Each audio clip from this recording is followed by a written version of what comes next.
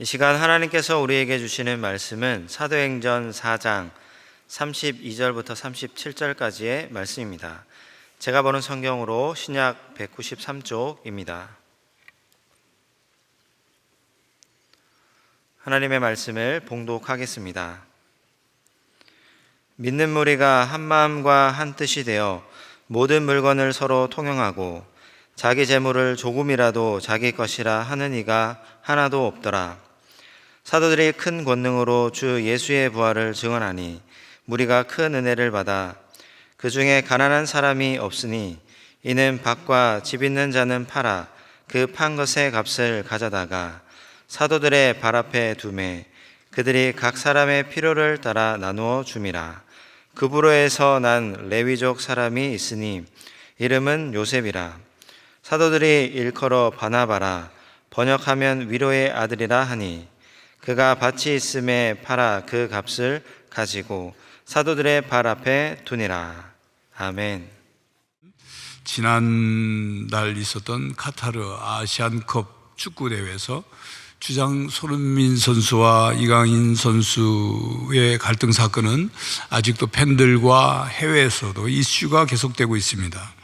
한 팀이 되어 최고의 전력을 다해서 경기에 임해야 할 국가대표 선수들의 실망스러운 사건이 우리의 마음을 아프게 하고 또 화가 나게 하죠.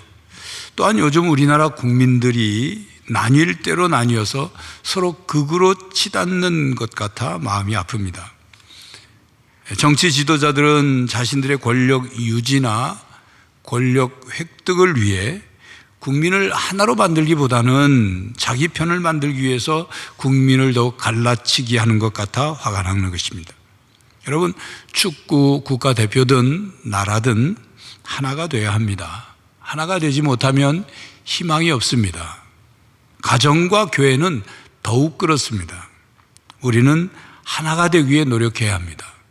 문제는 하나가 되기 위해 어떻게 해야 하느냐입니다.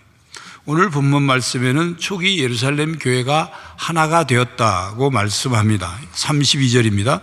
믿는 무리가 한 마음과 한 뜻이 되어 모든 물건을 서로 통용하고 자기 재물을 조금이라도 자기 것이라 하는 이가 하나도 없더라. 한 마음과 한 뜻이 되어 하나가 되었고 아무도 자기 재물을 자기 것이라고 하지 않고 모든 것을 공동으로 사용하였다. 이렇게 말씀합니다. 예루살렘 교회 공동체는 교인들이 늘어나면서 다양한 계층의 사람들이 모이게 되었습니다. 사도행전에 기록된 대로 베드로가 설교했을 때 한 번에 3,000명이 혹은 5,000명이 그렇게 믿는 사람들이 생겼죠. 그런데 그 가운데 부자와 가난한 자들이 함께 모여서 신앙생활을 했어요. 그래서 서로를 향해서 형제 자매라고 부르고 교제를 했어요. 이때 가난한 교인들의 형편을 부자 교인들이 보게 된 겁니다. 그리고 그들의 부자 교인들의 마음이 움직였어요. 부자 교인들은 자기 재산을 팔아서 물질을 공유하며 아름다운 나눔을 실천했습니다. 어느 누구도 다른 사람의 필요에 도움을 주라고 강요하지 않았습니다. 자발적인 것이었습니다. 어떻게 그렇게 자발적으로 공유하며 나눌 수 있었을까요? 성도의 수가 기하급수적으로 늘어남에도 그 많은 사람이 한 마음 한 뜻이 되어서 하나가 되었다. 쉬운 일이 아니죠. 놀라운 일입니다. 사람의 마음과 생각과 의지만으로 수천 명의 사람들이, 수많은 사람들이 한 마음 한 뜻이 될 수 있다. 이건 가능하지 않은 일이에요. 성령으로 충만할 때만 가능한 일입니다. 그리고 한 마음 한 뜻이 되어서 모든 물건을 서로 통용하고 자기 재물을 조금이라도 자기 것이라고 하는 사람이 없다는 것, 그런 모습들을 보면 성령으로 충만하지 않고는 도무지 일어날 수 없는 그런 모습을 우리가 보는 것입니다. 성령 충만한 교회는 믿는 모든 교인들이 한 마음 한 뜻이 되었습니다. 성령 충만으로 교회가 영적으로는 연합했고 물질적으로 관대한 공동체가 되었습니다. 그 결과 예루살렘 교회는 가난한 사람이 없었습니다. 여기서 가난한 사람이 없다는 말은 이 가난한 사람이란 빚쟁이에게 억압받고 시달리는 사람을 말합니다. 공동체가 물건을 통용하니 모든 교인들의 필요가 채워졌어요. 그 필요라는 것은 굶지 않는 것, 입을 옷이 있는 것, 이런 필요죠. 당시 사회에서 집과 밭을 소유한 중산층은 한 10% 됐습니다. 그들보다 더 잘 사는 상류층은 4에서 7%였다고 합니다. 그러므로 자기가 살고 있는 집 말고 여분으로 가지고 있는 집과 밭을 팔 수 있는 사람이 여럿이 있었다는 것, 그것은 초기 예루살렘 교회 안에 상당한 재력가들이 있었다는 것을 의미합니다. 그들은 한꺼번에 모든 소유를 일시에 팔아서 사도들에게 갖다 놓은 것이 아닙니다. 학자들은 그들이 필요에 따라, 상황에 따라 지속적으로 집과 밭을 팔아서 사도들에게 갖다 드렸다는 것입니다. 이 통용과 나눔을 묘사하는 34절과 35절에 있는 헬라어 원어의 그 동사들을 보면 미완료형 동사로 쓰여졌습니다. 이 말은 한 번으로 끝난 게 아니고 계속됐고, 그리고 자주 그런 일이 일어났다는 것입니다. 그러나 오랫동안 그 일이 계속된 것 아닙니다. 사도행전 전체가 계속 그런 일이 일어나는 게 아니죠. 계속 그렇게 해라고 누구가 강요한 것도 아닙니다. 그리고 예루살렘 교회는 통용하고 나누면서 각 개인의 소유를 인정했습니다. 그러니까 무슨 법으로 규정을 하고 억지로 처분해서 바치도록 하는 그런 공산주의가 아니었다는 것입니다. 이건 자원에서 함께 나누는 분배입니다. 공산주의식 분배가 아닙니다. 공산주의식 분배는 가진 사람의 것을 빼앗아서 필요로 하는 사람에게 나눠주는 거죠. 억지로 빼앗아가지고 나눠주는 거. 그러나 사도행전에 나오는 성령 충만한 공동체는 한 마음과 한 뜻이 되어 기쁜 마음으로 자발적으로 베풀고 나누었습니다. 이것이 공산주의와 그리스도교의 차이입니다. 또 33절에 보면 사도들은 주 예수의 부활을 큰 능력으로 증언하였고 많은 사람들이 큰 은혜를 받았다고 말씀합니다.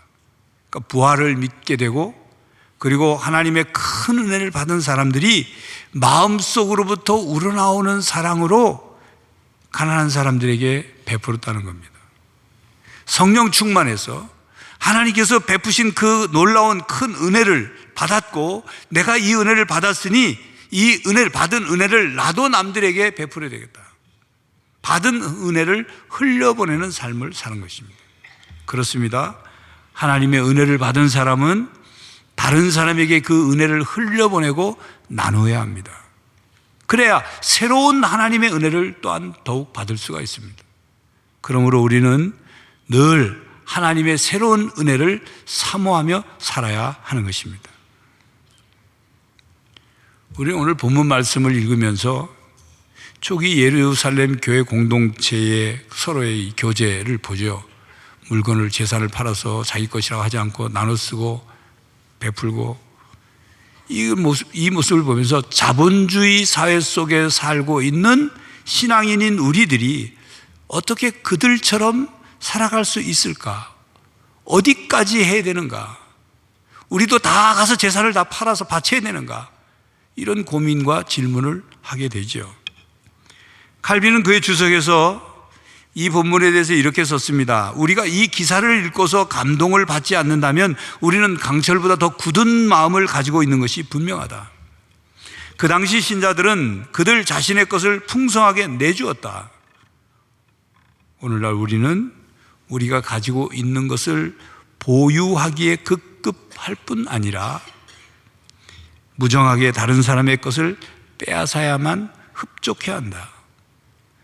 그 당시 신자는 자신의 소유를 팔았다. 오늘날 우리에게 최고로 세력을 떨치는 것은 사고 또 사고 또 사려는 욕망이다.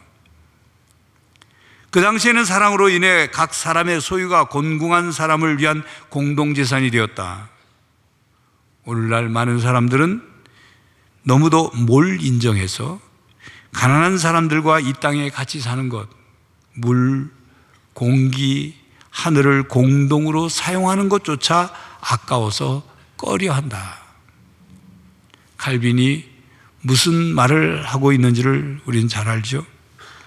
우리는 본문 말씀에서 중요하게 관심을 갖고 배울 것은 성령으로 한 마음이 한 뜻이 되었고 교회가 하나가 되기 위해서 가난한 사람들의 형편을 돌보게 되었다는 것입니다.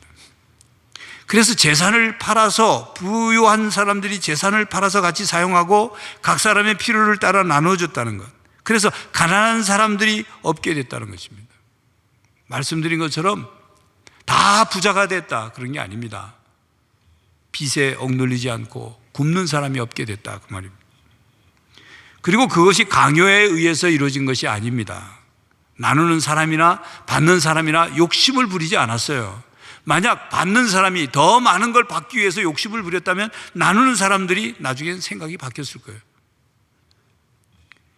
오로지 하나님께로부터 받은 은혜가 크다는 것을 깨닫고 가난한 사람들을 돌보고 그들을 사랑하는 마음으로 행했던 것입니다. 그렇습니다. 나눔은 성령 충만과 신앙생활의 최고봉입니다.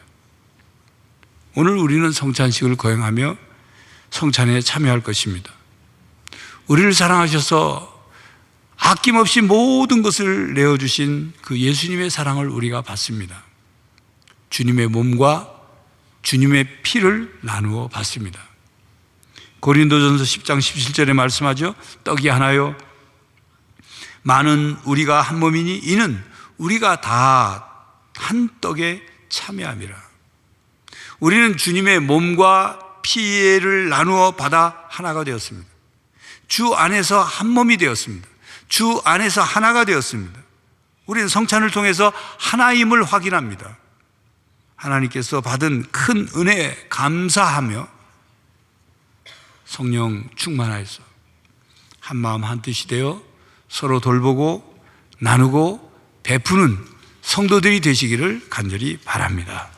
기도하겠습니다. 하나님, 우리가 예수님을 통하여 하나님으로 통하여 놀라운 사랑과 은혜를 받았고 그 은혜를 깨달아 싸우니 하나님, 우리가 주위를 둘러볼 수 있게 해주시고 가난하고 어려운 이웃들을 살피고 돌보고 나누고 베풀 수 있는 믿음을 허락하여 주시옵소서.